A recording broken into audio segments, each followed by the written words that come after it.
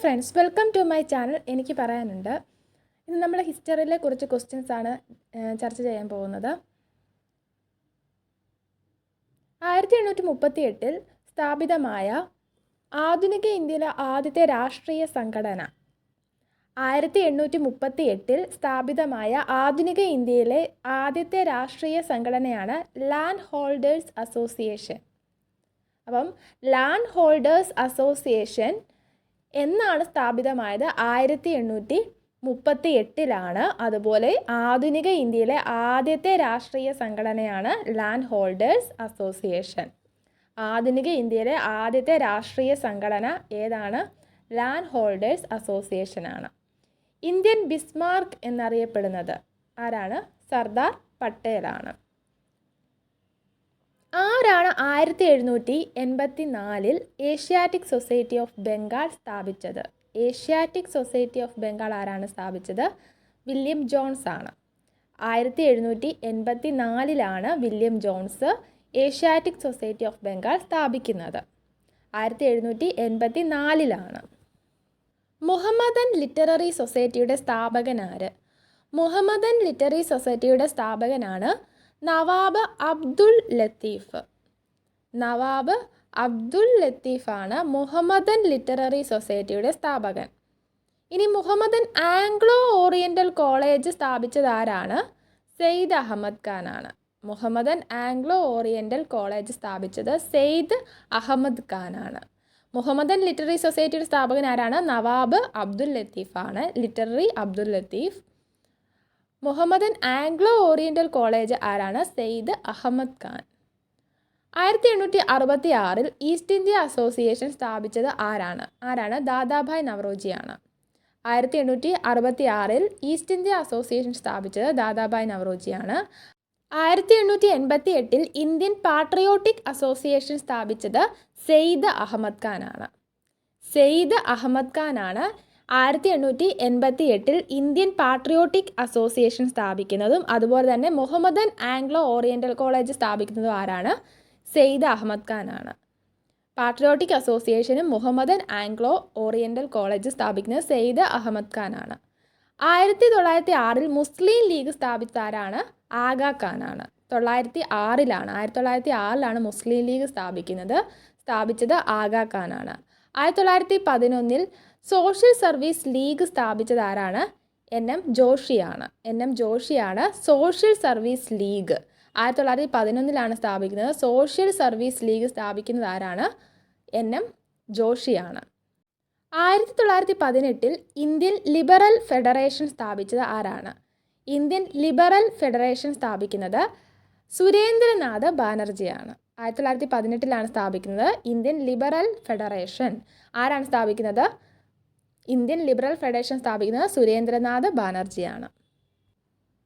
All India Scheduled Caste Federation സ്ഥാപിച്ചത് ആരാണ്? All India Scheduled Caste Federation സ്ഥാപിക്കുന്നത് doctor BR Ambedkar ആണ്. 1925 രാഷ്ട്രീയ സ്വയം സേവക് സംഘ് സ്ഥാപിച്ചത് ആരാണ്? രാഷ്ട്രീയ സ്വയം സേവക് സംഘ് സ്ഥാപിക്കുന്നത് ഹെഡ് ഗേവാർ ആണ് രാഷ്ട്രീയ സ്വയം സേവക് സംഘ് സ്ഥാപിച്ചത്. 1870 പൂനെ സാർവജനിക് സഭ സ്ഥാപിച്ചത് ആരാണ്? പൂനെ സാർവജനിക് സഭ സ്ഥാപിക്കുന്ന ആരാണ്? MG റാനഡയാണ്. 1870 പൂനെ സാർവജനിക് സഭ സ്ഥാപിക്കുന്നത് MG റാനഡയാണ്. 1875 ഇന്ത്യൻ ലീഗ് സ്ഥാപിച്ചത് ശിശിർ കുമാർ ഘോഷാണ്. ഇന്ത്യൻ ലീഗ് സ്ഥാപിക്കുന്നത് ശിശിർ കുമാർ ഘോഷാണ്. സെർവൻസ് ഓഫ് ഗോഡ് അഥവാ ഖുദായ് കിത് മദ്ഗാർ എന്ന സംഘടനയുടെ സ്ഥാപകൻ ആരാണ്? സെർവൻസ് ഓഫ് ഗോഡ് അഥവാ ഖുദായ് കിത് മദ്ഗാർ എന്ന സംഘടനയുടെ സ്ഥാപകനാണ് ഖാൻ അബ്ദുൽ ഗാഫർ ഖാൻ. അതിർത്തി ഗാന്ധി എന്നറിയപ്പെടുന്ന ഖാൻ അബ്ദുൽ ഗാഫർ ഖാൻ ആണ് എന്തിൻ്റെ സ്ഥാപകൻ? ഏത് സംഘടനയുടെ സ്ഥാപകനാണ്? സെർവൻസ് ഓഫ് ഗോഡ് അഥവാ ഖുദായ് കിത് മദ്ഗാർ എന്ന സംഘടന.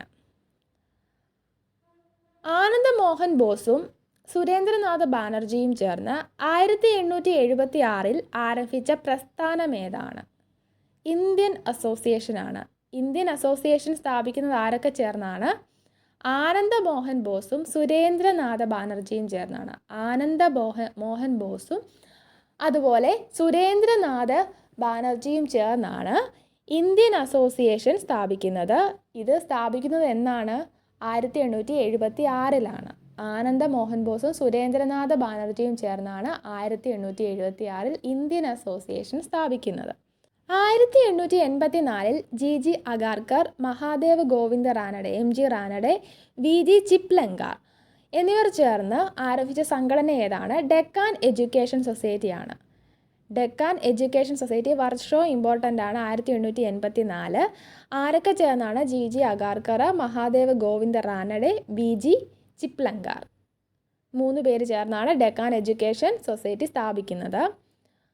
1938 Bharatiya Vidya Bhavan സ്ഥാപിച്ചതാരാണ്? KM മുൻഷിയാണ്. Bharatiya Vidya Bhavan സ്ഥാപിച്ചതാരാണ്? KM മുൻഷിയാണ്. Important ആണ്. 1938 ഭാരതീയ വിദ്യാഭവൻ സ്ഥാപിക്കുന്നത്. രാമകൃഷ്ണ മിഷൻ സ്ഥാപിച്ചതാരാണ്? സ്വാമി വിവേകാനന്ദനാണ്. ആര്യ സമാജം സ്ഥാപിച്ചതാരാണ്? സ്വാമി ദയാനന്ദ സരസ്വതിയും ആണ്. ആധുനിക ഇന്ത്യയിലെ ആദ്യത്തെ രാഷ്ട്രീയ കൊലപാതകം ചെയ്തത് ആരാണ്? ചപ്പേക്കർ സഹോദരന്മാരാണ്. ആധുനിക ഇന്ത്യയിലെ ആദ്യത്തെ രാഷ്ട്രീയ കൊലപാതകം ആരാണ് ചെയ്തത്?